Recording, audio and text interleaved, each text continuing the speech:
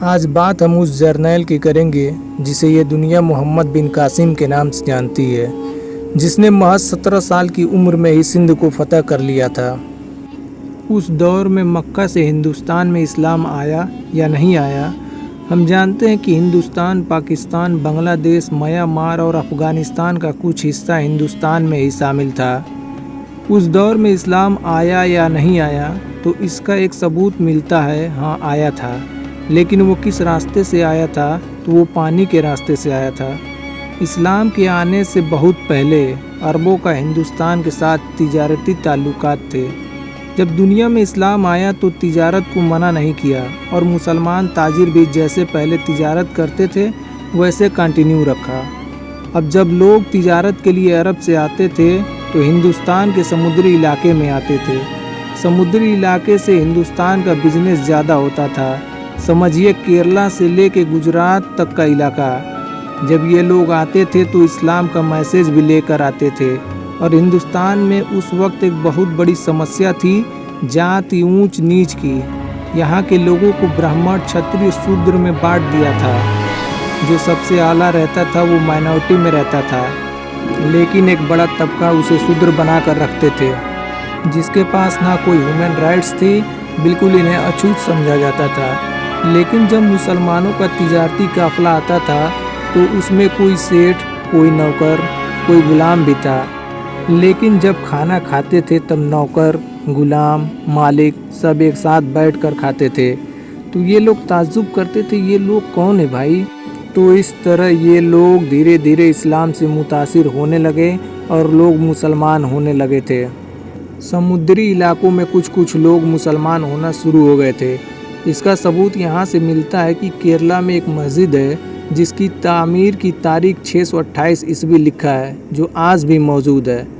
Hello دوستو، اگر آپ اس چینل پہ نئے ہیں تو چینل کو سبسکرائب کرنا نہ بھولیں۔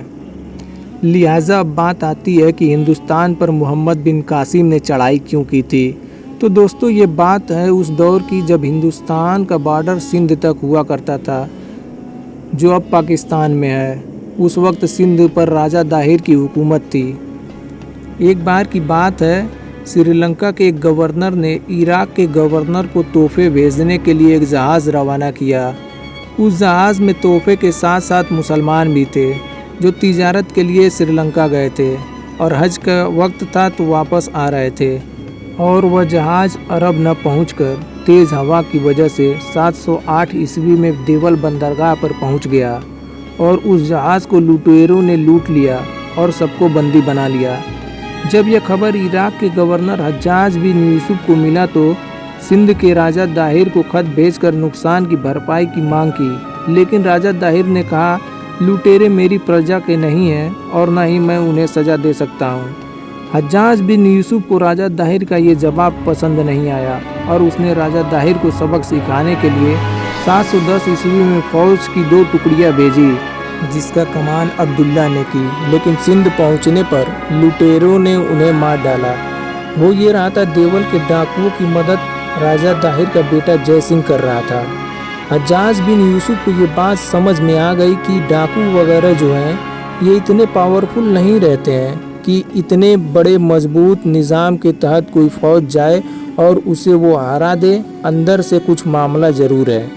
تب حجاج بن یوسف نے اپنے بھتیجے محمد بن قاسم کو 6000 کی فوج دے کر روانہ کیا، اور 6 مہینوں کے بعد دیول کا قلعہ فتح ہوا۔ محمد بن قاسم کی پیدائش 31 دسمبر 695 عیسوی کو سعودی کے طائف شہر میں ہوا تھا۔ جب محمد بن قاسم محض 5 سال کے تھے تو ان کے والد کا انتقال ہو گیا تھا۔ ان کی پرورش ان کے چاچا حجاج بن یوسف کے یہاں ہوئی۔ حجاج بن یوسف نے محمد بن قاسم کو اپنا سپہ سالار بنا لیا۔ جب محمد بن قاسم نے اپنے فوج کے ساتھ سندھ پر چڑھائی کی تو راجہ داہر کی فوج لمحوں بھر بھی محمد بن قاسم کی فوج کے سامنے ٹک نہیں پائی۔ چند لمحوں کے بعد ہی راجہ داہر کی فوج کو شکست ہوئی اور راجہ داہر مارا گیا۔ لہٰذا محمد بن قاسم نے چند لمحوں کے اندر ہندوستان کو بھی ان دیشوں کی لسٹ میں شامل کر لیا جن دیشوں میں اسلام کا جھنڈا گاڑا جا چکا تھا۔ اس کے بعد محمد بن قاسم لگاتار ایک کے بعد ایک علاقے کو فتح کیا और एक वक्त ऐसा भी आया जब पूरे सिंध पर कब्जा हो गया। उसके बाद सिंध के साथ साथ मुल्तान भी फतह कर लिया। मोहम्मद बिन कासिम सिंध में लगभग 4 साल रुके और उन 4 सालों में ऐसी हुकूमत का निज़ाम तैयार किया जो आज से पहले के लोगों ने कभी नहीं देखा था।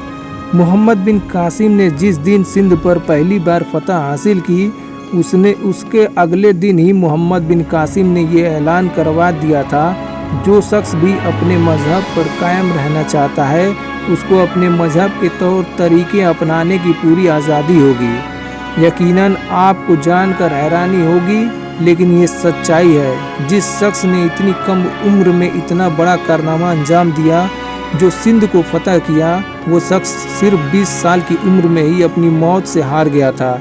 यानी मोहम्मद बिन कासिम का इंतकाल सिर्फ 20 साल की उम्र में हो गया था। हुआ यूं कि 714 ईस्वी में हज्जाज बिन यूसुफ का इंतकाल हो गया था। तब मोहम्मद बिन कासिम को सिंध से इराक जाना पड़ा। अब्दुल मलिक के 4 बेटे थे, वलीद, सुलेमान, यजीद और हिसाम।